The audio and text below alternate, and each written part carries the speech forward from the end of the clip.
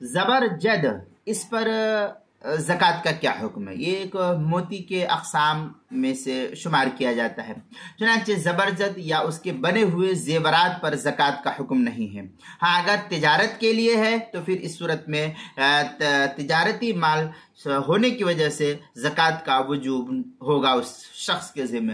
چنانچہ تنویر الابصار میں ہے لا زکوٰۃ فی اللآلی والجواہر وان ساوت الفا اتفاقا الا ان تکون للتجارہ۔ تنویر الابصار مع در مختار جلد نمبر 2 صفحہ نمبر 273، کتاب الزکاة، فتاوی ہندیہ جلد نمبر 1 صفحہ نمبر 180، فتاوی تاتارخانیہ جلد نمبر 2 صفحہ نمبر 341، البحر الرائع جلد نمبر 2 صفحہ نمبر 236 پر اس کو نقل کیا گیا ہے۔